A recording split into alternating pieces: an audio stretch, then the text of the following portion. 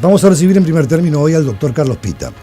La idea es analizar este mundo tan convulso, tan complejo, tan cambiante, donde cotidianamente nos vamos referenciando con noticias y con nuevos elementos que aparecen sobre el escenario mundial, que siguen siendo inquietantes, además de difícil de entender desde nuestra mirada tan lejana a los grandes centros de poder. Y nos referimos a los recientes aranceles de Trump del 50%, vamos a referenciarlo, también a la reunión clave entre Vladimir Putin como presidente de la Federación Rusa, con el primer ministro chino Xi Jinping, y también el desfile militar de ayer, o mejor dicho, de esta mañana, donde China exhibe por primera vez el potencial armamentístico que lo colocaría, y lo pongo en término condicional, un poco a la vanguardia en materia militar en el mundo. Pero Carlos, lo primero es darte las buenas tardes, ya nos hemos presentado hace un ratito, pero Trump otra vez jugando en el escenario del mundo con el tema arancelario. Trump había quedado muy entusiasmado y optimista con la reunión de Anchorage en Alaska, hace ya 2 semanas creo. Y luego de ello se produjeron muchas movilizaciones en el frente militar ucraniano, en los que Rusia siguió avanzando, y eso generó una respuesta muy dura de Trump, pretendiendo ahogar, entre comillas, que nunca han logrado hacerle mella, a la economía rusa, imponiendo un 50% de aranceles a todos los productos provenientes de la India, porque la India le compra el 30% del total de la producción de gas ruso. Exacto. Eso tuvo como, yo diría esto, pasará a la historia como un ejemplo de lo que es la incapacidad geopolítica y estratégica de un líder de un país importante, en este caso de el todavía hoy más importante país del mundo, que es Estados Unidos. O sea que lejos de consolidar su predominancia política, la pierde y provoca un hecho histórico. India y China generalmente han tenido relaciones bastante conflictivas y sin embargo ahora el escenario cambia. Las jugadas en política internacional han estado marcadas en los últimos tiempos por intentos permanentes desde que Estados Unidos empezó a tratar de mantener su hegemonía, viendo que eso iba a tener un fin, como efectivamente lo ha tenido, ya la está perdiendo prácticamente en la realidad, de dividir a Rusia de China y de mantener dividido a India de China también. China e India mantenían hasta la decisión de Trump de ponerle los aranceles por las compras de gas a Rusia, de Trump, una situación que incluso tenía escaramuzas de carácter militar en la frontera norte de la India y en la frontera más oriental de China. Y esto terminó con la imposición de los aranceles en una respuesta durísima de Narendra Modi, el primer ministro chino, oponiéndose al chantaje de Trump y declarándose miembro pleno, pidiendo el ingreso a la Organización de Cooperación de Shanghái. La Organización de Cooperación de Shanghái reúne a todos los países de Asia, de Eurasia y de parte del sudeste asiático y del Mar de la China. Estamos hablando casi del 60% de la población mundial. Más del 65% de la población mundial. Es miembro pleno y están estableciendo múltiples intercambios económico-comerciales y de seguridad con China. Los viejos enemigos, India y China, unidos gracias a la pericia estratégica diplomática de Donald Trump. A eso se le une una impresionante manifestación de poder militar que se acaba de hacer ahora, a pocas horas, ahora China, ¿no?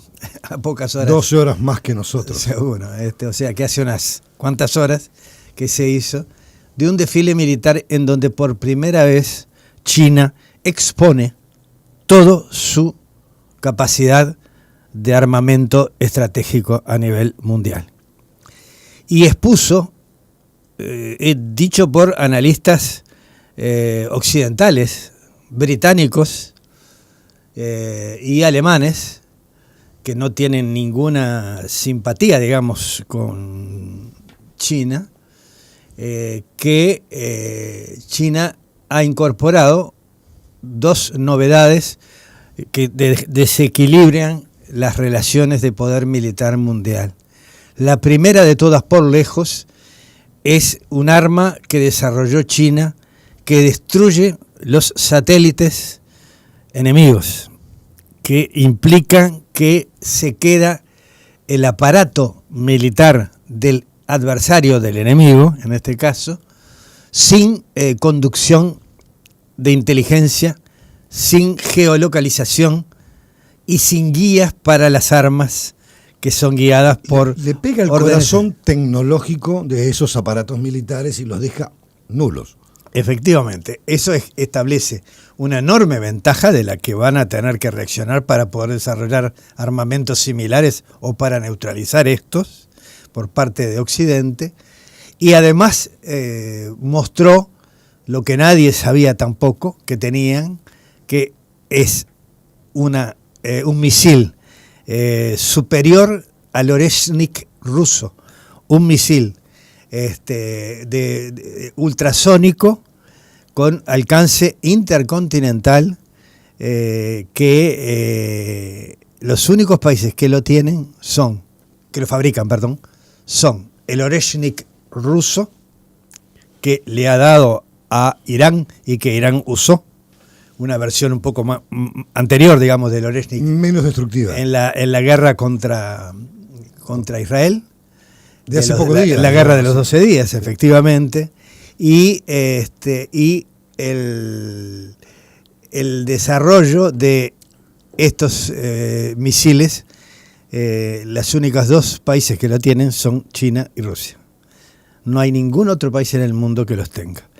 Eso ha generado una situación realmente muy impresionante, acompañado de un discurso político en el que China reivindica y honra la memoria de los combatientes contra el eje en la Segunda Guerra Mundial y el papel de China, que China aportó la segunda mayor cantidad de millones de muertos en la Segunda Guerra Mundial. Recordemos la invasión japonesa a territorio chino durante ese escenario que fue una matanza tal vez mayor desde el punto de vista numérico de lo que pasó en Europa. Efectivamente. Creo que es el segundo, después de los más de 20 millones de ciudadanos rusos y soviéticos muertos, vienen los ciudadanos chinos. Es una situación que reescribe un poco la historia. Nosotros acá estamos inundados de una versión occidental muy excluyente del papel determinante en la Segunda Guerra Mundial para la derrota del nazismo de Rusia y de China, cuando en realidad los principales combatientes del nazismo fueron precisamente Rusia y China, en ese orden, o por lo menos los que más muertos, más vidas perdieron en esas batallas terribles de la Segunda Guerra Mundial. E hizo un discurso Xi Jinping a favor de la paz, a favor de la cooperación, a favor del diálogo, a favor del entendimiento y a favor de un orden mundial multipolar sin hegemonía alguna, en la que no exista la posibilidad del uso de la fuerza ni de la amenaza del uso de la fuerza para resolver diferencias de carácter comercial o de carácter económico o de carácter cultural, en donde abogó por una modernización de la Organización de las Naciones Unidas, una nueva ONU modernizada y democratizada, con lo cual China se pone a la cabeza de un orden multipolar con una convocatoria absolutamente compartible por todos los países del mundo que no quieren la guerra, ni las armas, ni la destrucción nuclear. Hay dos cosas importantes que destacar en esto, Carlos. China es un país que nunca invadió a otra nación y que siempre ha respetado las reglas del marco de la política internacional en todos sus componentes, lo que le da una carta de credibilidad y de honrar compromisos, una conducta moral intachable, aplicando justamente esa convicción que ha tenido a lo largo de la historia, incluso después de la revolución de Mao Zedong, en sus dos fases, la primera para derrocar al antiguo imperio que había dentro de China y después la revolución cultural. Es fundamental eso porque después que hizo su discurso Xi Jinping, después en el desfile, Trump sacó un Twitter, un mensaje en X, en el que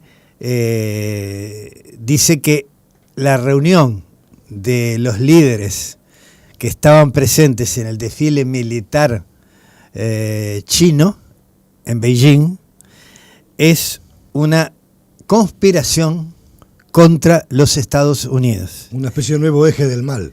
Entonces, es muy interesante esto porque tú lo acabas de decir.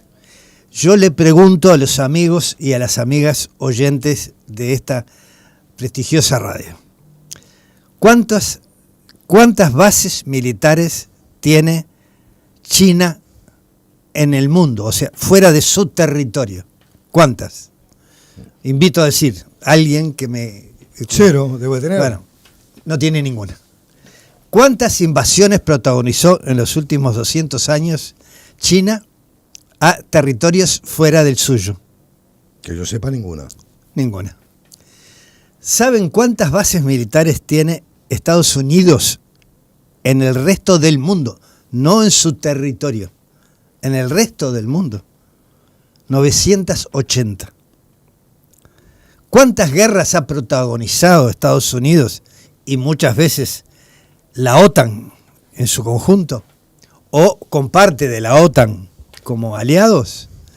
Bueno, les puedo empezar a decir solo de este siglo, del siglo XXI. Del siglo XXI. Irak, Afganistán,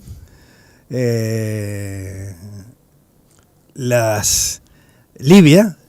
Es una infinidad de conflictos armados, casi todos terminados con grandes destrucciones, lamentables mortandades y matanzas y derrotas. Y todo derrotas. Lo que quería terminar este comentario es que se han producido en los últimos 3 días, desde el lunes hasta hoy, hechos que dan como para que todos los pronósticos que se estaban empezando a formular sobre la posibilidad de que se construyera un nuevo orden mundial multipolar, en estos 3 días parecen estarse confirmando.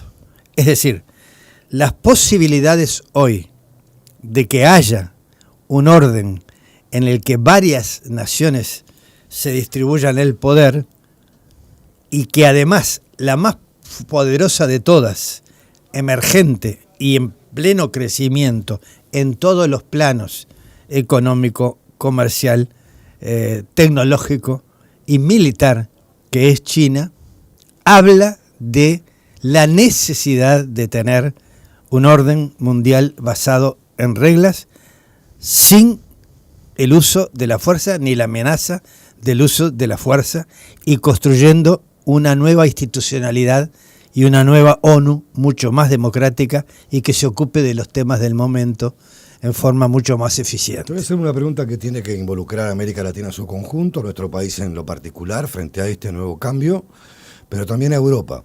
Europa generalmente ha tenido una posición muy favorable a ser casi un socio estratégico en todos los planos con Estados Unidos. ¿Qué cabe esperar ahora de un centro de poder económico, político y cultural como es Europa y a esta región, a esta parte del mundo que tiene riquezas extraordinarias, pero que sigue siendo el continente más pobre y más desigual del mundo en el marco de este escenario para cambiar su pisada? Sí, Estamos hablando de América Latina. América Latina. Nosotros somos no el continente más pobre, somos el continente más desigual. Más desigual. Más desigual, perdón, leo por la corrección. Es importante señalarlo eso. América Latina tiene una enorme tradición producto de su origen. La América hispana y la América ibérica son eurófilas. Claro. De alguna manera nosotros sentimos el amor por las madres patrias, en mi caso yo por la pequeña Galicia, pero la gran España, que es mi madre patria. Mis abuelos son gallegos, pero si no son tanos o polacos o montenegrinos, y vienen todos más o menos de Europa.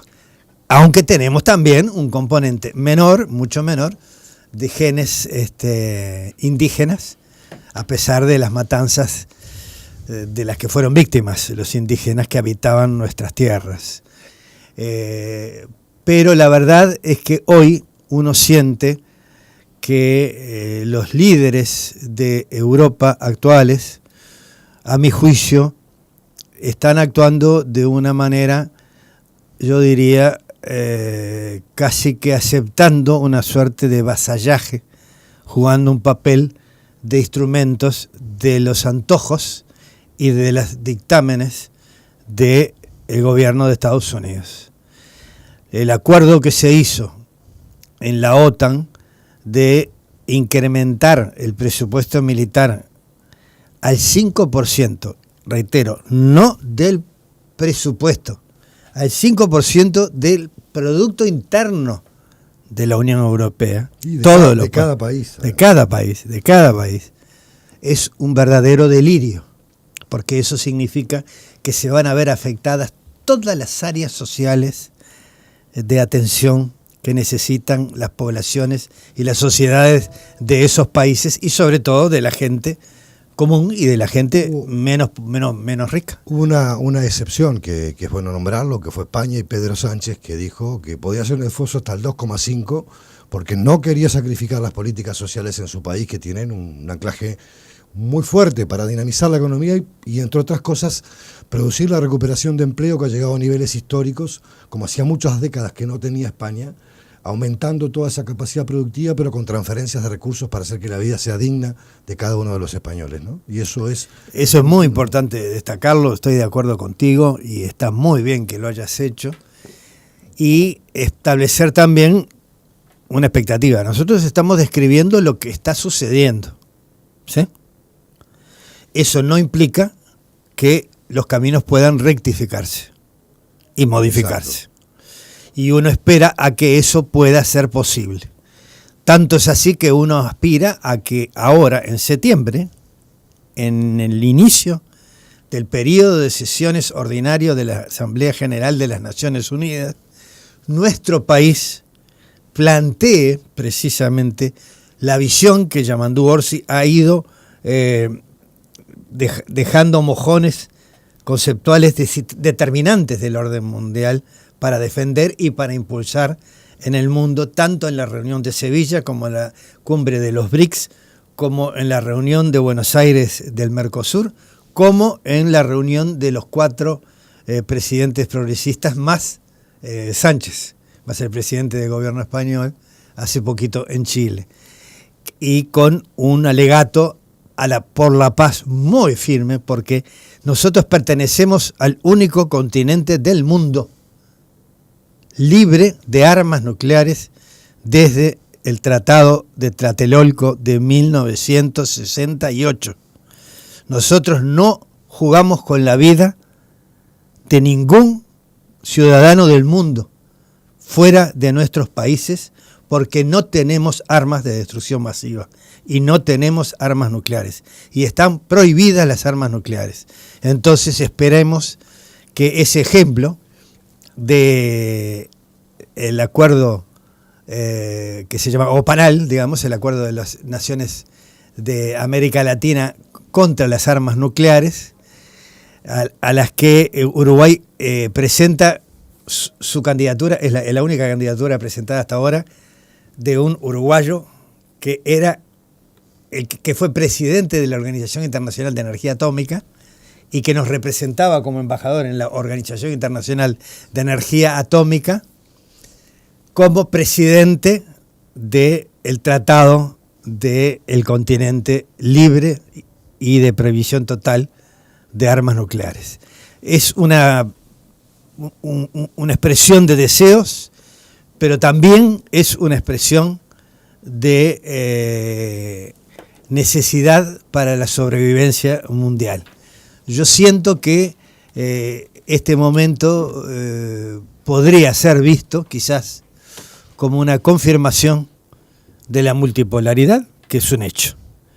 Y hay que trabajar para que esa multipolaridad tenga una multilateralidad ordenada en leyes y reglas internacionales, con una nueva organización de las Naciones Unidas moderna y mucho más democrática y eficiente. Carlos, muchas gracias por este primer mojón. Vamos a venir más tarde para hablar un poco de la situación en Argentina, la censura que se ha producido y que ha provocado críticas muy duras, pero le vamos a dar ahora paso a Mariela Cigarán, porque llega un momento de actualización de noticias que son importantes refrescarlas a esta hora de la jornada para conocer cómo estamos parados a esto de las 15:26. Estamos en vivo, ponemos un poquito de música, venimos con la actualización.